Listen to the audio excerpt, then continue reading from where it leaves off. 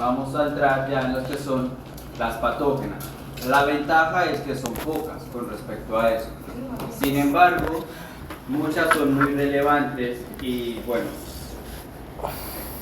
si terminamos hoy con este módulo, pues van a quedar un poquito traumados con respecto al agua. Tener cuidado con las amebas con el cerebro, lo hacen. Las de vida libre, que aquí en Panamá sí se han hecho reportes. Varios colegas han encontrado trofosforitos y quistes de estas amebas en cuerpos de agua en territorio panameño. Ahora, no hay reporte de patogenicidad o personas, sin embargo, eso no quiere decir que no haya.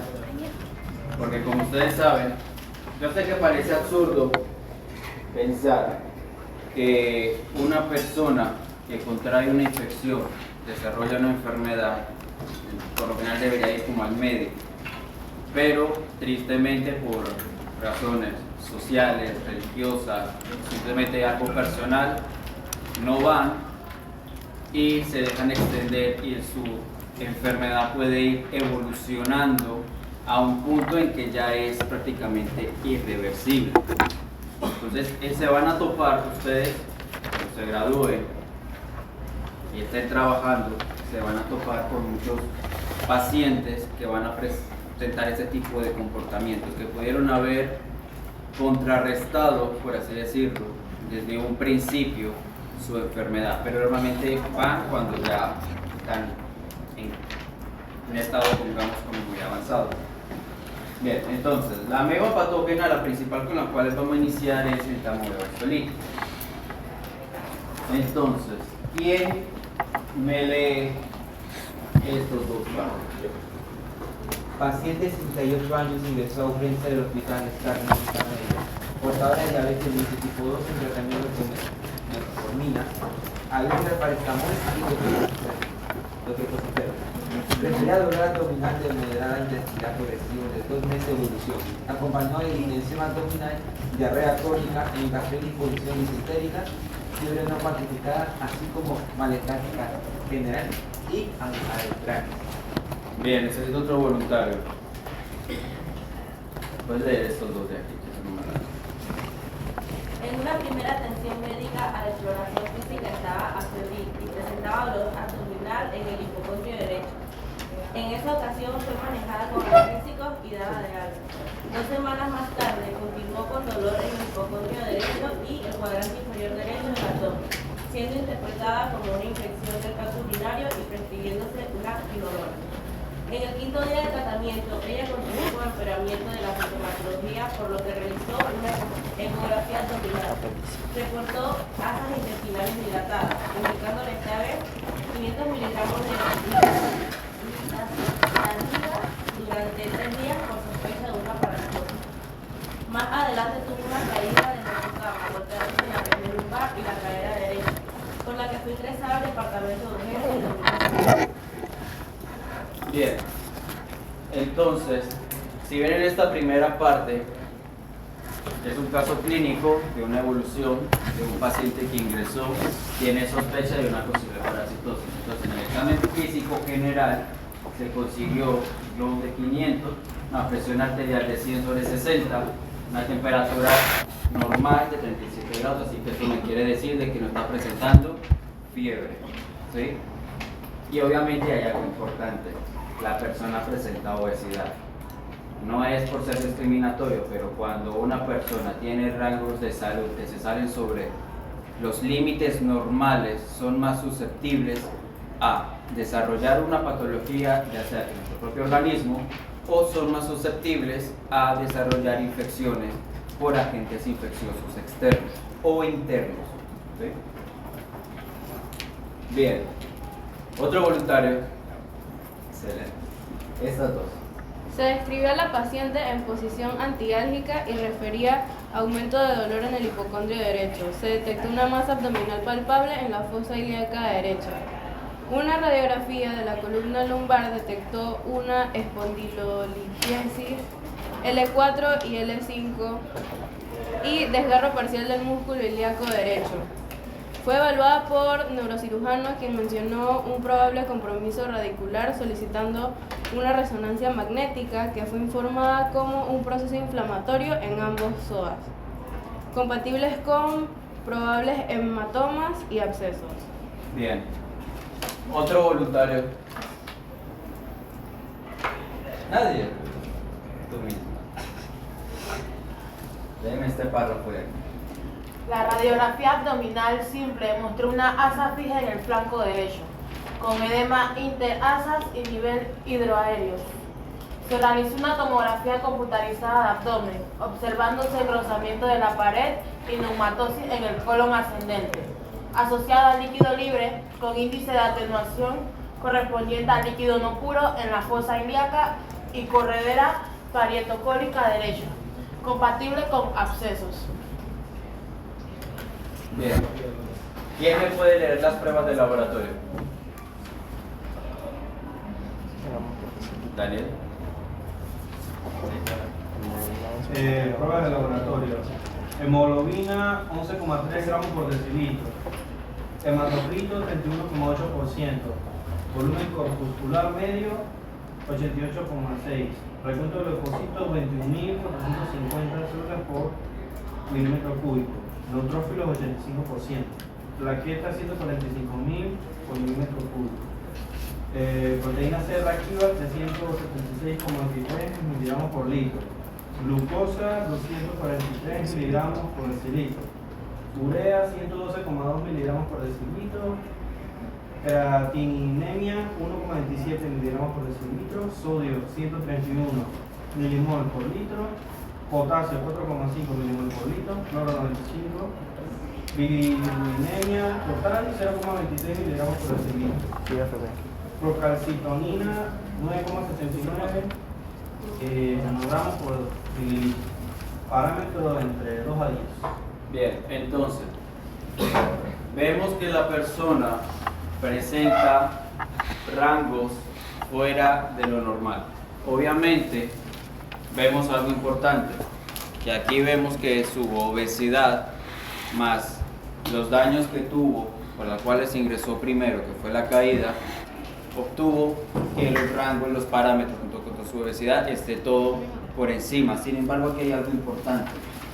Los neutrófilos están altos, ¿sí? Entonces aquí me indica de que puede tener o un daño a nivel del sistema o puede tener una infección como tal. Entonces al momento que se le hace una tomografía, ¿qué pueden ver en esa imagen? Pueden participar, conmigo se pueden equivocar, están en su espacio seguro. ¿Ah? Presenta un absceso. Si ven aquí en la flecha, se ve lo que es, debería ser el colon, presenta aquí un absceso como tal, hay también una obstrucción. Si vemos aquí en las flechas, nos señalan algo muy importante, el hígado. El hígado está agrandado. Esto también es algo indicativo de que la persona no simplemente ingresó por una caída o que sea simplemente porque está obesa. Allí hay algo más. ¿Sí? Bien. ¿Quién me lee la intervención quirúrgica? Intervención quirúrgica. Se descubrieron los hallazgos de un líquido hemopurulento de la cavidad abdominal, hemiclón mayor envuelto hacia la fosa ilíaca derecha, hemicolon derecho con gangrena predominante en el ciego, por lo que se decidió realizar una hemicolectomía derecha con anastomosis iliotransversal. Bien. ¿Sí? Examen Histopatológico. Eso es lo que están viendo con la profesora. Color resecado mostró áreas ulceradas del ciego con superficie necrótica, logrando identificar trofozoitos de ameba con tinción ¿cómo? Periódica con ácido Schiff-Vaz. La pared apendicular se identificó una tumoración bien definida con células fusiformes compatibles con un tumor de estroma gastrointestinal con bajo potencial maligno de tamaño 1,5 centímetros por 1 milímetro. Entonces, en español y más fácil, estamos viendo un órgano que presenta acción histolítica, histodegenerativa por algún agente patógeno en el cual no solamente ocasionó úlcera, sino que también ocasionó obstrucción y fallo a nivel de órgano como tal.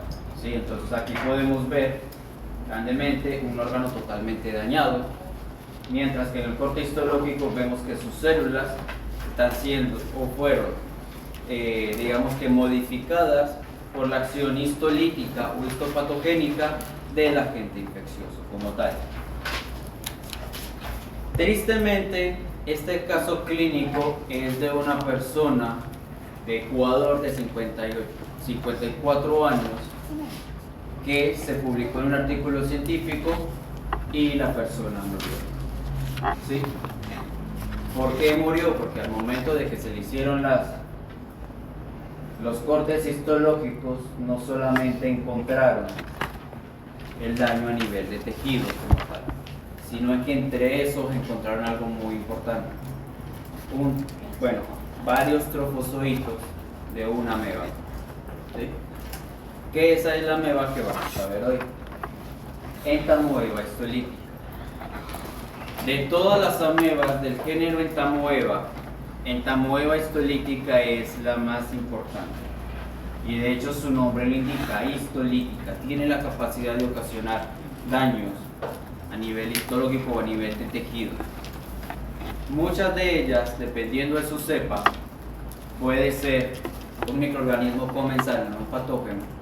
Claro, no solamente va a depender del microorganismo, sino que también va a depender de la fisiología del hospedero como tal.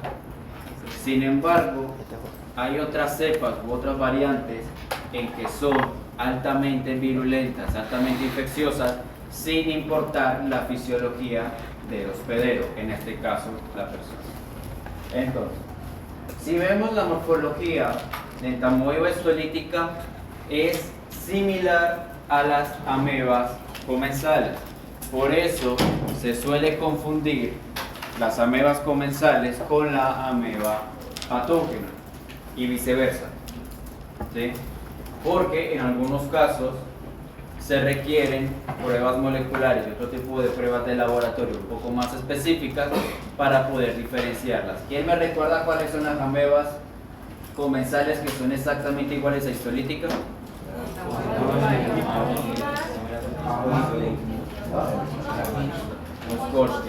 Moskovsky, ese nombre es ruso. Obviamente aquí no vamos a tener esta especie porque esta se encuentra en Eurasia.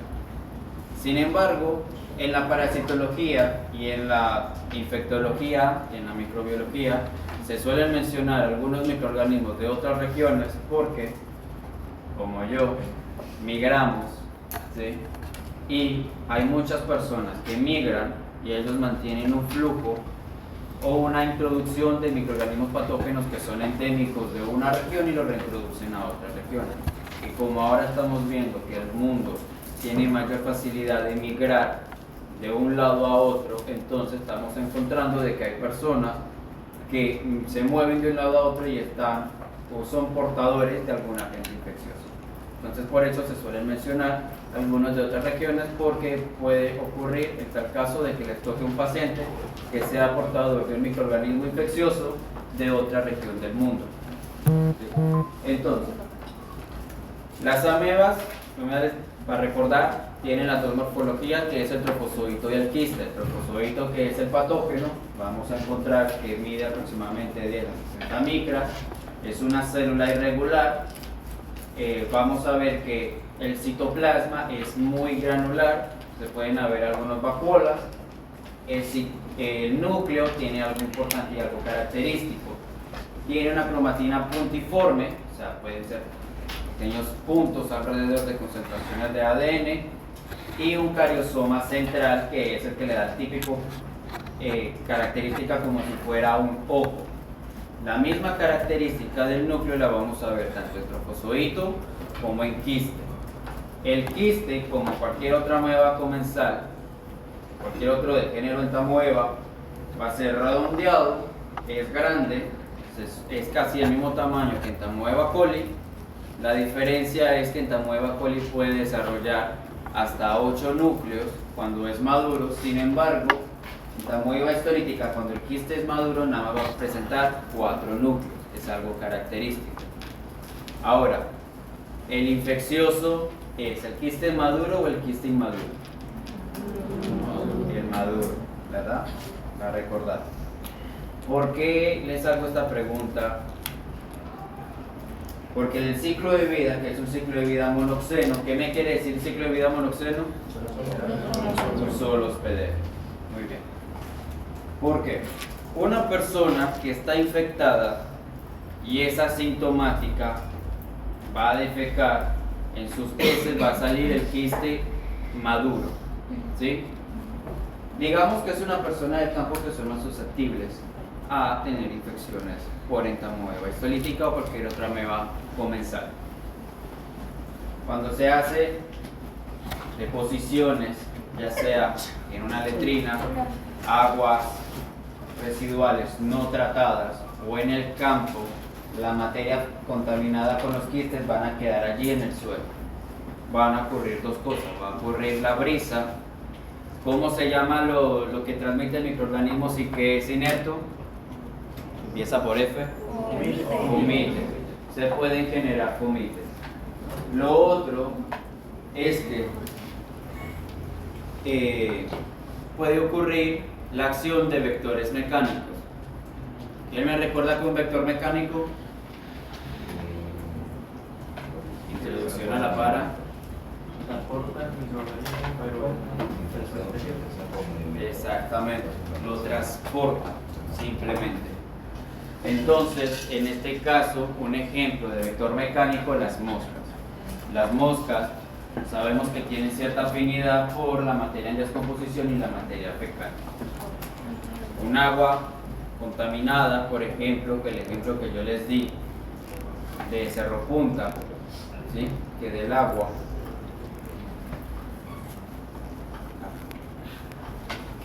que corre por las letrinas puede transportar los quistes por microcorrientes de agua y pueden contaminar las aguas, ¿sí? O un alimento de una persona que fue al baño y no se lavó las manos, que eso es bastante común, ¿sí?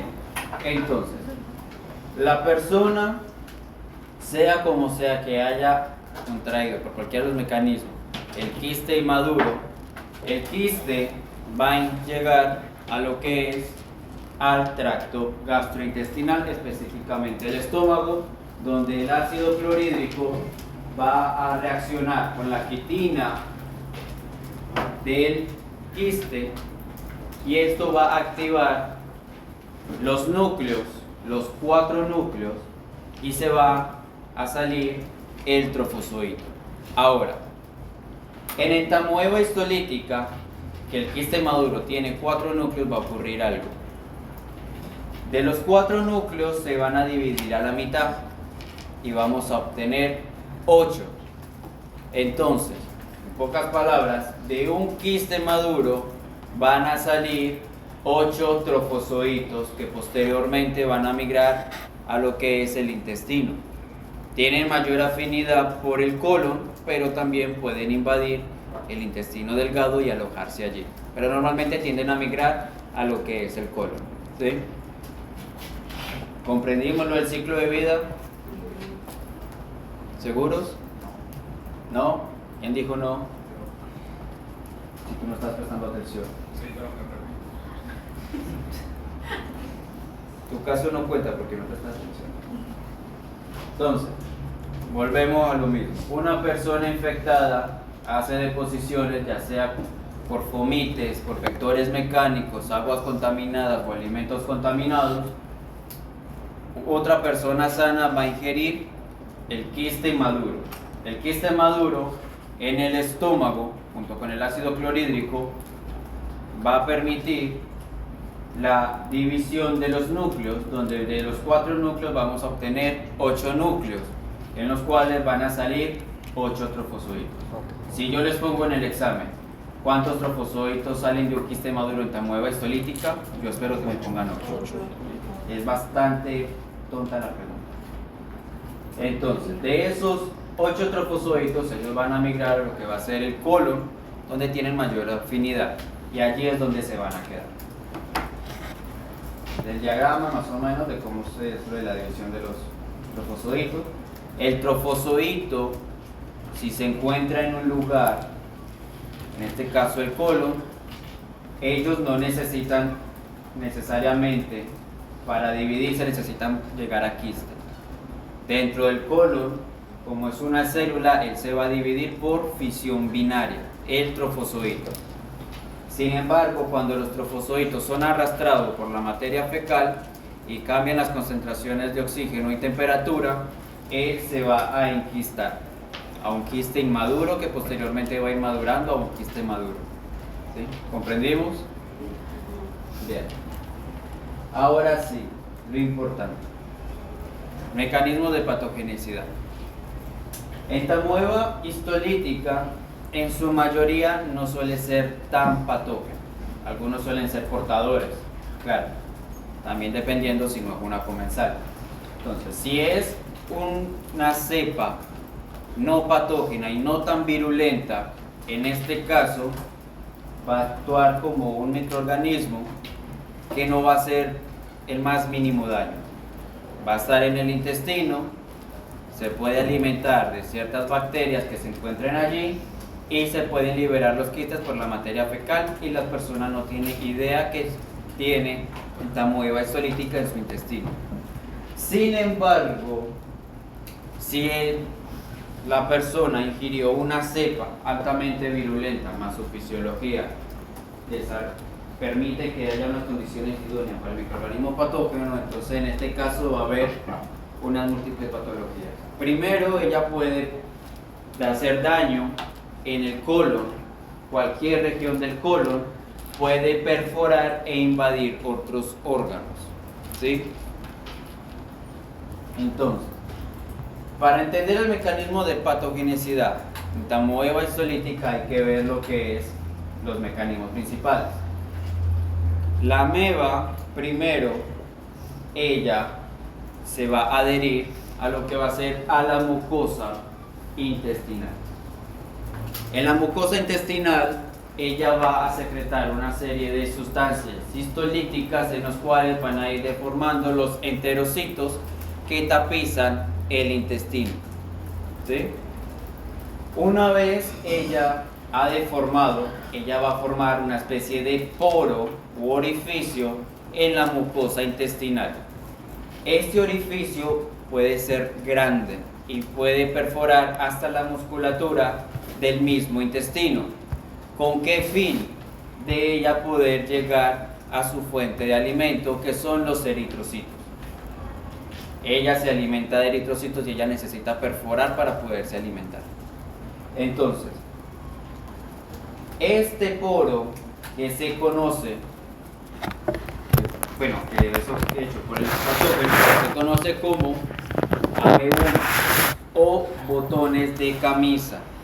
Es algo característico al momento que ustedes estén haciendo una colonoscopía de un paciente que presente sintomatologías similares. Ustedes pueden ver estos síntomas o estos signos o estos daños que son una especie de daño no ulceroso, porque no es una úlcera como tal. Entonces eso es algo característico que pueden ayudarles a ustedes a poder sacar eso como diagnóstico, que es en tamoeba histolítica y no es cualquier otro microorganismo o otra patología como tal. Entonces, en tamoeba histolítica ella se alimenta, ella fagocita eritrocitos y ella va a producir lo que son los lisosomas. Recuerden que los lisosomas son unos organelos que tienen la célula para poder degradar cierto tipo de proteínas y sustancias. En este caso, en tamoeba histolítica, como es una célula, ella utiliza esto para degradar los tejidos o las proteínas que tienen los enterocitos que tapizan el intestino. Al mismo tiempo, ellas liberan colagenasa. La colagenasa es una enzima, su nombre lo dice, degrada el colágeno y otras proteínas relacionadas con este tipo de colágeno, ¿sí? Recordemos que el colágeno no es simplemente para rostro, cabello y uñas, sino que el colágeno es una de las mayores proteínas estructurales del cuerpo, en los cuales van a conformar muchos tejidos. Entonces ellas van a degradar esto, y estos colágenos y otras proteínas degradadas ellas también lo pueden utilizar para absorberlo y alimentarse de él, aunque tienen mayor afinidad por los eritrocitos. Entonces, una vez ellas comienzan a perforar, se van a formar esta estructura, como ya les dije, los botones de camisa o amebomas, que a veces se suelen confundir con úlceras.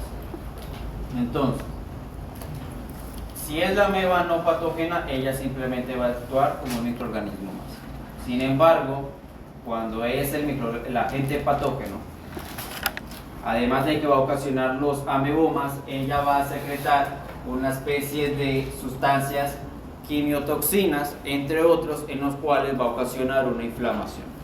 Esta inflamación va a permitir que los macrófagos que se encuentran dentro del intestino comienzan a liberar otro tipo de sustancias para contrarrestar la acción del microorganismo patógeno. Yo ya salí de trabajo. Tienes que buscar a Víctor, que él está en el otro lado, sí, en decanato.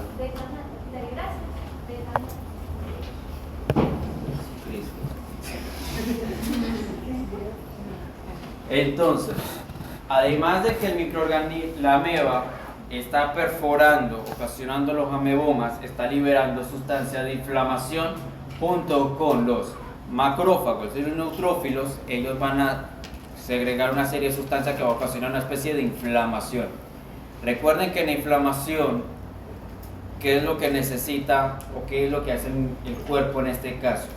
Dilata el vaso sanguíneo, el sistema circulatorio, para que haya mayor flujo de sangre y los glóbulos blancos del sistema inmune, cualquiera de ellos, puedan moverse y contrarrestar al agente patógeno.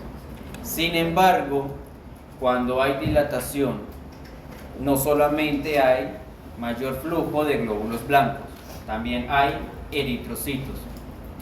¿De qué se alimenta esta ameba histolítica? De eritrocitos. Entonces, en este caso, ella tiene el mecanismo de burlar la defensa del sistema inmune, al mismo tiempo atraviesa el sistema circulatorio y comienza a fagocitar eritrocitos. ¿Sí? ¿Comprendimos? ¿Seguros? Bien. Entonces, en una imagen de colonoscopia, esto es lo que se va a ver, obviamente en un estado de amebiasis muy avanzada. ¿Sí? Aquí se pueden ver aparentemente lo que son los amebomas, los botones de camisa, pero también ya estamos viendo una obstrucción, tejido de necrosis, que está obstruyendo lo que es el colon. En este caso, obviamente, ya se requiere una cirugía como tal, para poder eliminar todo el tejido dañado. Pero la acción tisular o el daño tisular que puede ocasionar esta ameba histolítica inicia en el colon, ya sea colon descendente, colon ascendente o en el apéndice. Cualquier región del colon, la ameba puede afectar, incluso en casos graves puede afectar todo el órgano como tal. Pero ella no se queda allí, ella incluso en algunos casos puede, en algunos casos no, en muchos casos, después de haber afectado el colon y haberlo perforado totalmente, porque en los amebomas ella va a seguir perforando, va a llegar al otro lado, puede ir por el torrente sanguíneo, puede ir fuera del torrente sanguíneo, migrar a otros órganos, que el segundo órgano en mayor afección por lo general suele ser el hígado.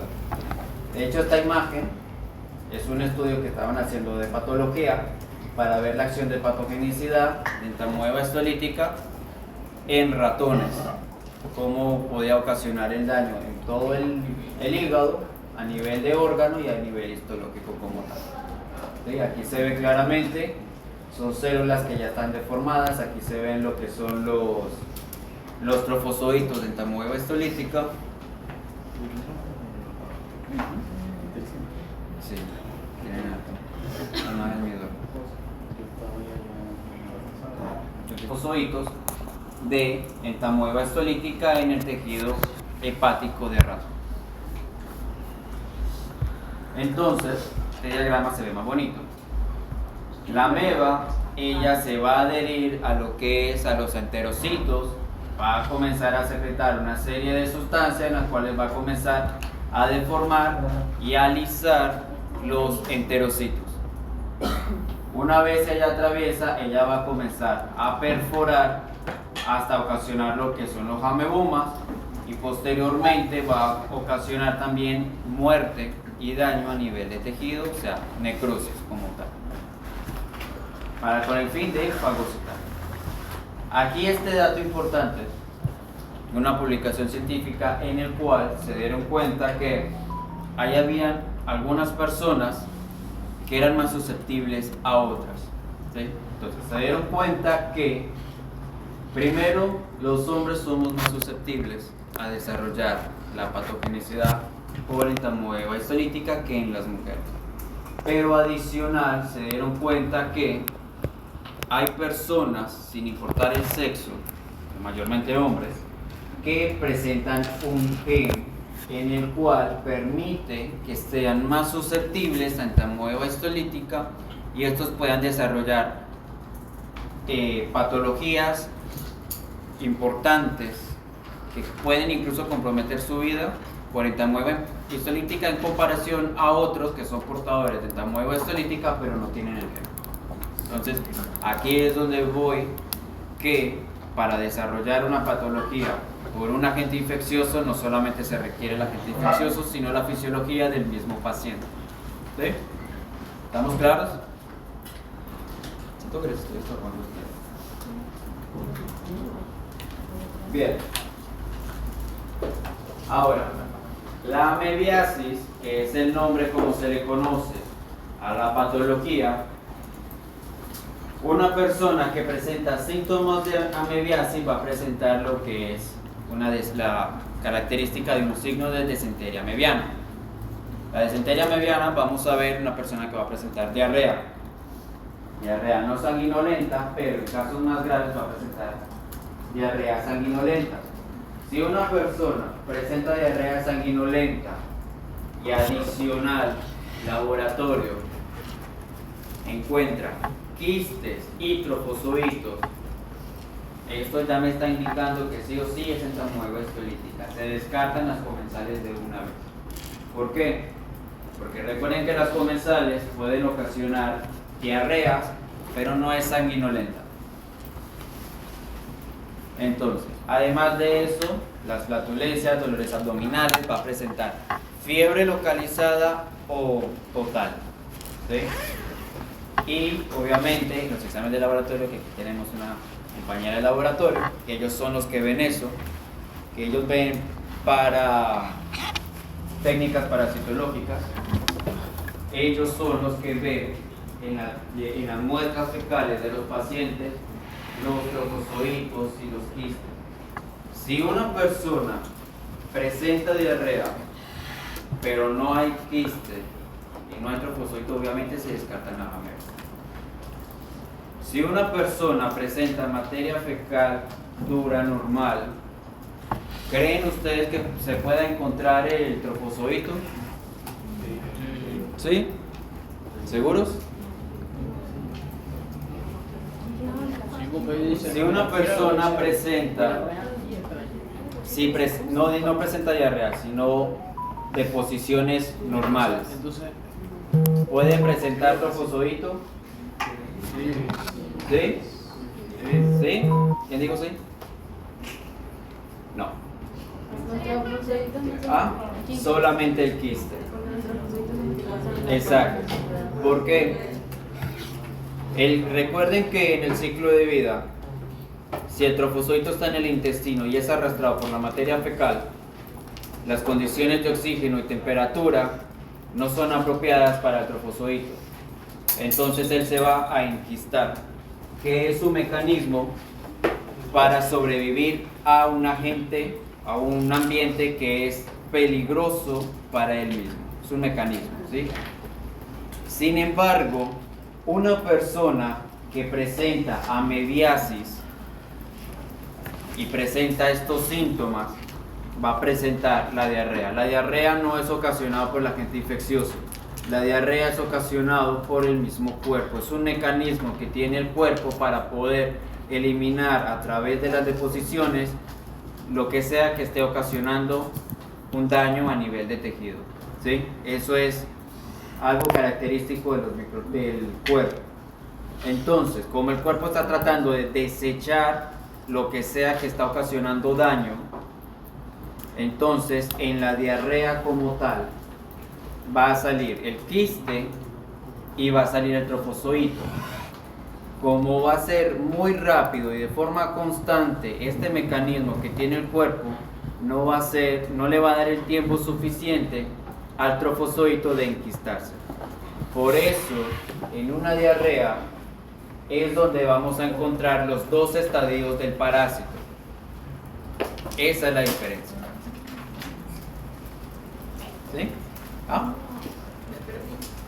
Que en la diarrea vamos a encontrar los dos estadios del parásito, o sea, trofozoito y quiste, porque el cuerpo va a estar constantemente eliminando eso y no le va a dar tiempo al parásito de enquistarse. Entonces, por eso es lo que vamos a encontrar. Entonces, en una persona que se les manda a tomar una muestra de diarrea sanguinolenta o heces líquidas, vamos a encontrar, además del quiste, el trofozoito moviéndose entre la placa. ¿Sí? Entonces, esto es algo, sintomatologías que más o menos suelen aparecer en personas que presentan lo que es la disentería amebiana, que es, digamos, que las primeras etapas de la amebiasis por entamoeba-ortolítica. En algunos casos, las personas suelen presentar dolores similares, como en forma de latigazo, inflamación en el área del apéndice. Muchas veces suele decir que es apendicitis, pero en tal caso puede ser que la persona está desarrollando una apendicitis, pero amebiana, por la acción de entamoeba histolítica que está ocasionando daño allí. Entonces, de la disentería amebiana, el paciente puede evolucionar a lo que es una colitis amebiana como tal. En este caso, el paciente va a presentar mucho dolor abdominal, demasiada presencia de deposiciones líquidas con alto contenido de sangre por las heridas ocasionadas por el parásito. Entonces, en este caso, estamos viendo de que la persona va a presentar lo que es en todo el intestino, lo que son los amebomas o botones de camisa. Ya en este caso, el tejido está siendo constantemente perforado por el parásito. Y también, algo importante, pérdida de peso. El intestino grueso, además de albergar lo que son las deposiciones, también tiene su función de absorción. Entonces, como el intestino grueso está siendo atacado, está siendo perforado, sus células y su tejido está perdiendo la capacidad de funcionabilidad. Entonces, en este caso, la persona va a presentar una pérdida de peso importante. Ahora, hago pausa. Si ustedes ven que una persona bajó de peso en un mes de una manera muy rápida, sin hacer el mínimo esfuerzo, si son ustedes, vayan al médico. Si es alguien que ustedes conocen, mándelos al médico sí o sí. O puede ser ameba, o puede ser carcinoma, o puede ser cualquier otro daño importante a nivel de tejido de los órganos gastrointestinales. ¿Sí? Hay que estar pendiente con eso. Entonces, la persona va a presentar una pérdida de peso muy importante. Además de eso, va a haber un desequilibrio en la flora microbiana. Incluso estas personas pueden presentar una infección bacteriana secundaria por la herida abierta ocasionada por el parásito.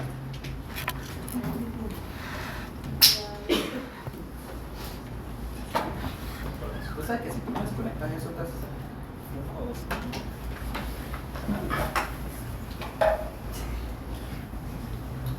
No me mires así. ¿Qué? Ella. Yo. No, yo. Es problemática, ¿no? Cuidado, pues. Sí, es bien problemática. Pero ya no puede ser problemática porque su nota está en mis manos. O sea, yo estoy tranquila aquí. Me toca el punto. En algunos casos, la persona va a desarrollar lo que es una colitis fulminante. Una colitis fulminante se caracteriza porque el tejido o esa porción del colon, como está tan perforado, tiene bastantes amebomas y hay tanta presencia del parásito degradando el tejido y alimentándose de eritrocitos que va a empezar a ocasionar una muerte celular. Entonces, en una colitis fulminante podemos ver un tipo de necrosis en el cual pueden ocasionar este tipo de personas, y adicional, en algunos casos, el cuerpo busca su mecanismo de poder luchar contra ello hasta el último momento. Entonces, por la acción de la toxina o de las toxinas o de las sustancias que libera el parásito, el cuerpo va, digamos que el órgano va a intentar inflamarse lo mejor que se pueda, y estas personas también pueden llegar a ocasionar o desarrollar megacolon tóxico, ¿sí? Los megaórganos. Hay órganos tan grandes como casi mi tamaño. Entonces eso puede ocurrir. Sí, hay un paper donde a un señor le extrajeron un megacolon que parece casi una persona. Eso puede pasar, ¿sí? Y este no es el único parásito que ocasiona megavísceras. Hay muchos más. Entonces, cuando la persona tiene además colitis amebiana, colitis fulminante, megacolon tóxico, su órgano está obstruido, tejido necrotizante, presenta perforaciones, presenta ameboma, botones de camisa, ocurre de que los trofozoitos van a perforar totalmente el órgano y van a viajar ya sea por torrente sanguíneo por la parte externa hasta afectar al órgano. El segundo órgano en que el parásito tiene afinidad es el hígado, en el cual él se va a instalar allí y va a comenzar a ocasionar daño. Como les dije, los hombres somos más susceptibles a desarrollar este tipo de patologías que en comparación con las mujeres. Entonces, hay casos en que los hombres, después, o una persona que esté parasitada, puede desarrollar al cabo de 1 o 2 meses, o puede desarrollar sintomatologías en el hígado, ¿sí? O sea, la infección puede avanzar algo rápido con respecto a eso. Entonces el hígado, el parásito va a igual degradar las células y las proteínas que se encuentren allí y va a comenzar también a alimentarse. Entonces, la amebiasis hepática, primero en casos avanzados vamos a ver que la persona se va a tornar amarilla totalmente. Esto es algo característico porque una persona que presente cualquier patología a nivel de hígado igual va a tornarse amarillo, entonces tienen que tener mucho cuidado con respecto a eso. Entonces, si una persona empieza a tornar ictericia, creo que se llama, ictericia, entonces va a desarrollar esto y además de eso va a presentar fiebre localizada, ¿sí? Lo que es en su abdomen. Hay algo también característico, por la acción del parásito degradando las células hepáticas, va a ocasionar también una inflamación y por ende va a ocasionar un engrandamiento del hígado como tal. Entonces es algo característico. Una persona que presenta amebiasis hepática puede presentar además de tos.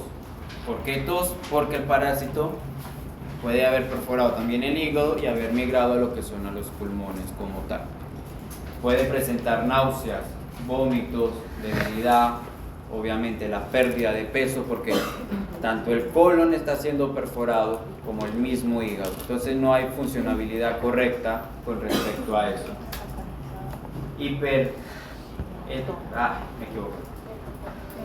Hepatomegalia, hígado grande, ¿sí? Obviamente la inflamación diafarosis y en muchos casos necrosis a nivel de hígado. Entonces, ¿qué es lo que vamos a ver? Un tejido seroso, ¿sí? Porque el tejido, el hígado, como mecanismo de defensa, va a empezar a secretar cierto tipo de proteínas en los cuales va a ocasionar una especie de tejido rígido como mecanismo de defensa ante la acción patogénica del parásito. Normalmente el parásito tiende a afectar lo que es el óvulo derecho, el grande, ¿verdad? No me acuerdo de anatomía. El óvulo derecho va a presentar. Pero en tal caso, si el orificio y la perforación es muy grande, entonces él va a migrar hacia el otro lóbulo, donde posteriormente va a perforar y pasar a otro órgano que se encuentra alrededor. ¿Sí?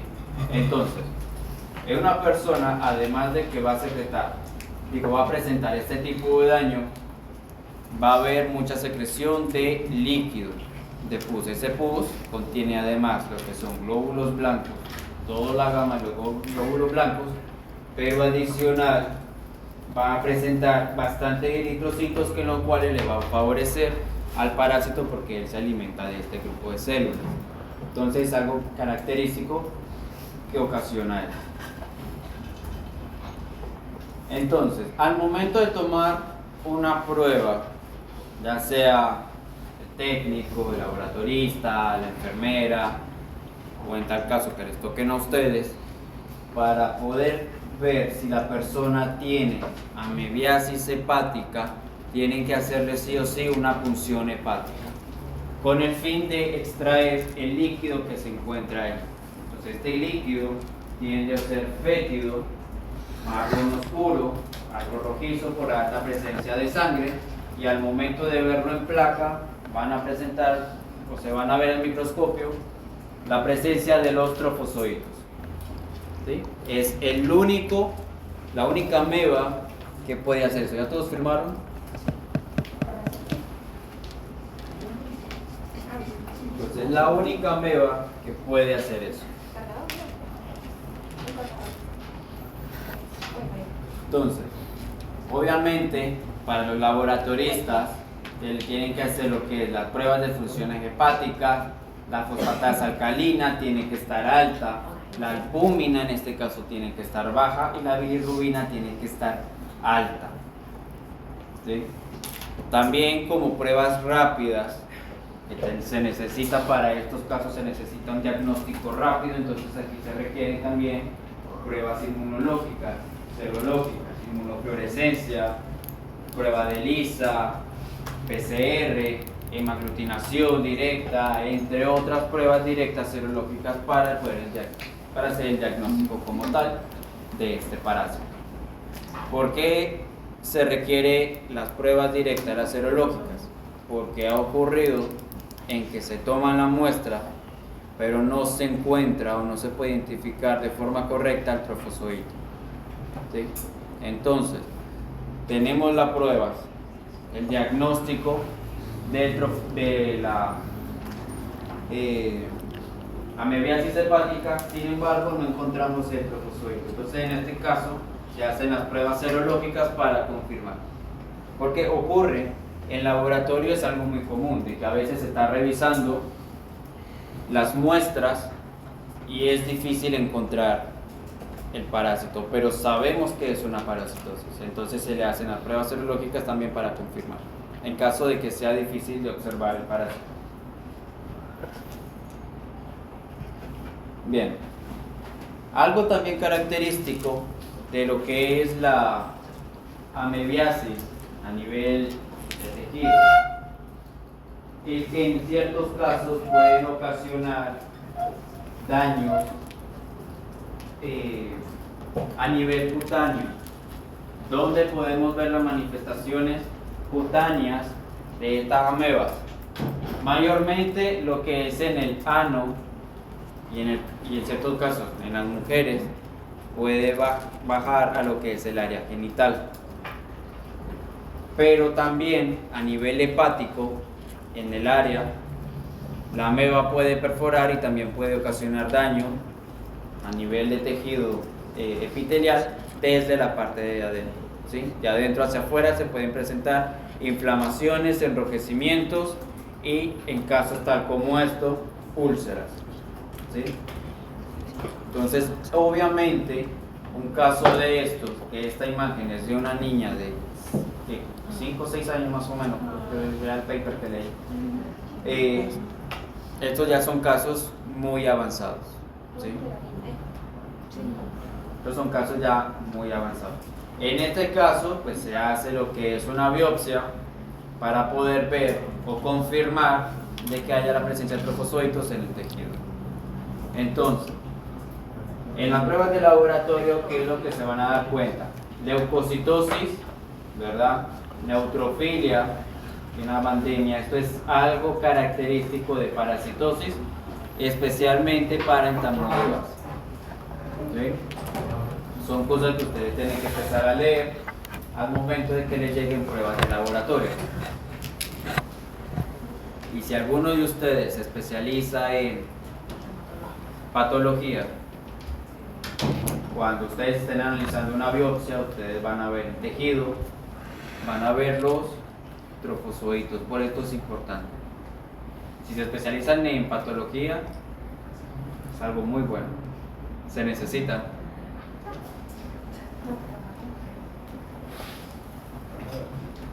Bien, diagnósticos diferenciales, hay que saber diferenciar en que no sea una úlcera de colon o cualquier otra cosa en comparación a los amegomas. Si vemos digamos que una inflamación o cualquier otra patología que presente a nivel de tejido, los amegomas se caracterizan obviamente por presentar tejido necrotizante alrededor. En algunos casos se puede haber expulsión de pequeñas cantidades de sangre, pero a veces se puede confundir con las úlceras. En este caso, para poder confirmar de que no sea una úlcera por cualquier otra cosa, o sea una ameboma, se requiere una biopsia como tal. Entonces, si estamos viendo una biopsia en corte histológico, ¿qué es lo que deberíamos de ver si hay amebas ahí? Si a mí me entregan, digamos que yo soy obrero, supongamos, y me llegó a mí la placa de esa biopsia, yo estoy viendo el tejido dañado. ¿Qué debería de ver yo ahí para decir que eso es una amebiasis? ¿El qué? ¿El qué? El trofozoito. El trofozoito, eso es algo característico. Si yo veo un tejido, estoy viendo el tejido degradado, estoy viendo la célula deforme, estoy viendo otros daños que me está indicando la patología a nivel de tejido en este órgano, pero no veo el trofozoito y le hago las pruebas rápidas o serológicas al paciente y me da negativo, obviamente eso no es una parasitosis. En este caso es otra cosa. Pero si estoy revisando y entre el tejido estoy viendo los trofozoitos, ya de inmediato yo ya sé que ameba es, ¿verdad? Entonces, esto es lo que se ve, lo que ve un laboratorista en el microscopio y lo que ve un patólogo en el microscopio. Entonces, si ven, en una materia fecal, aquí vemos claramente un quiste inmaduro, pero estamos viendo también un trofozoito como tal. Entonces, si yo estoy viendo un trofozoito en una muestra fecal, ¿qué tipo de muestra fecal es esta? Trofozoito. Diarrea, ¿verdad?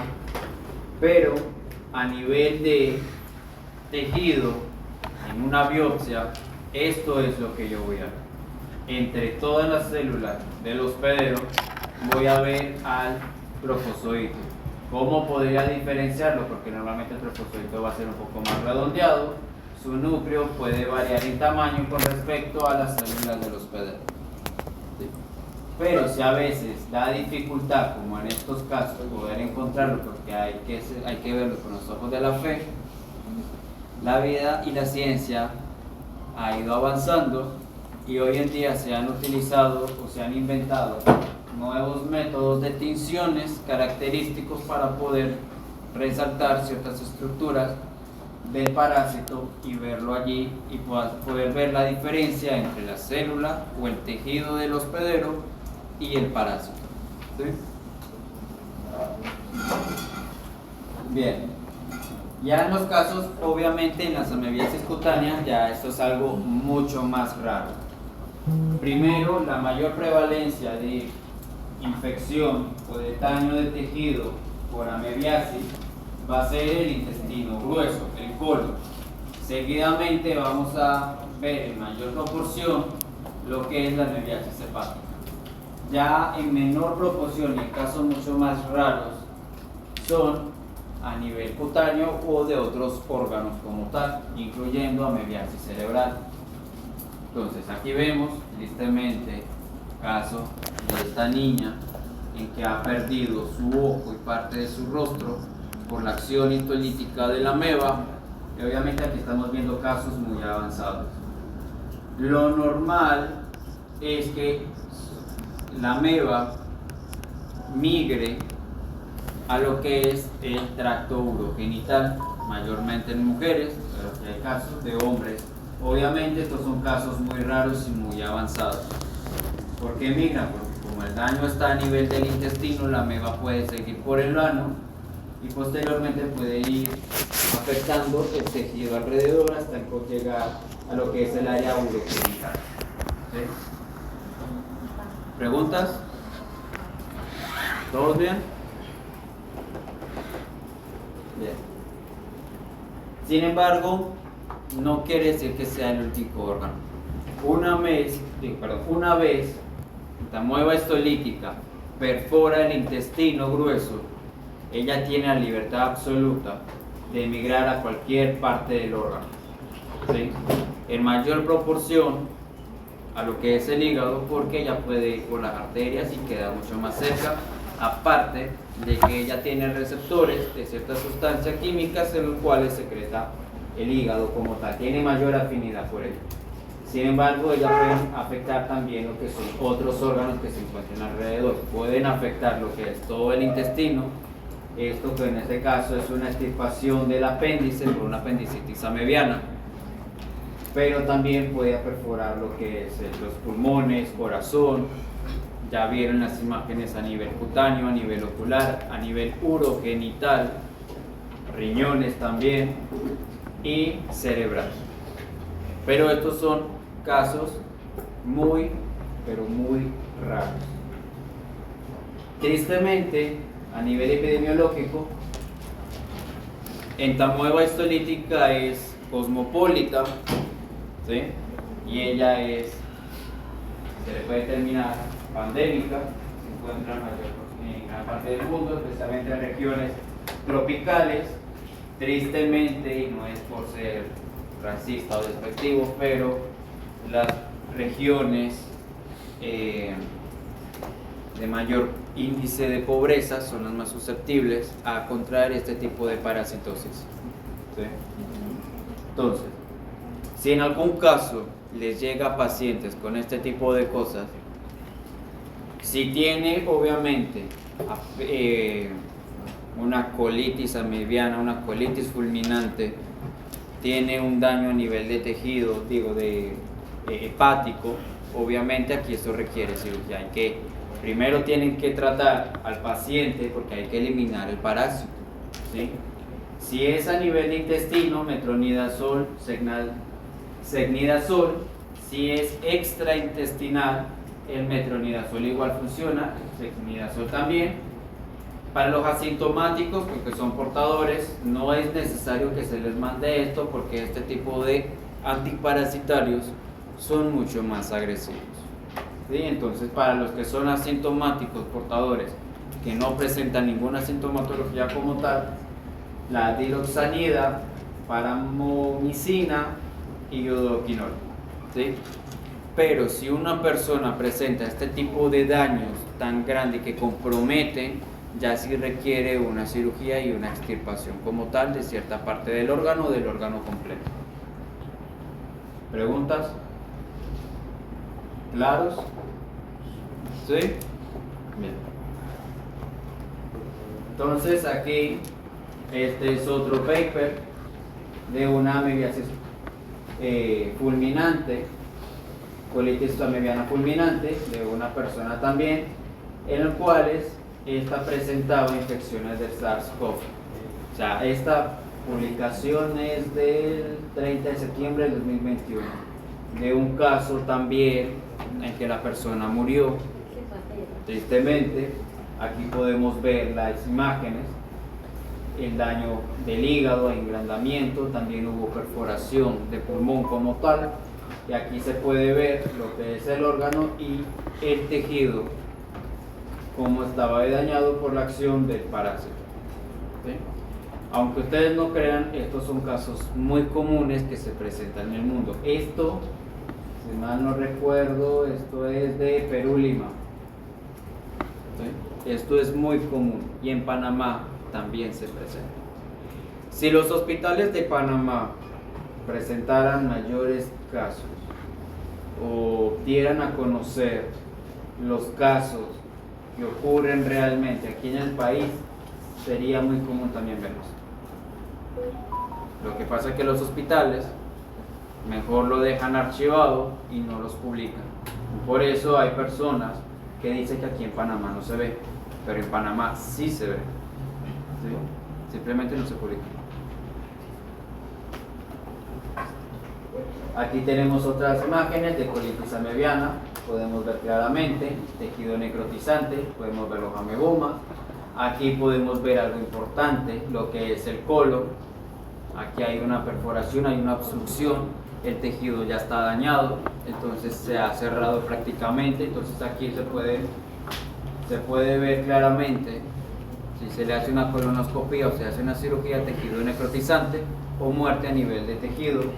Aquí también se puede ver lo que es las perforaciones, presencia de sangre por la acción de la patogenicidad del parásito.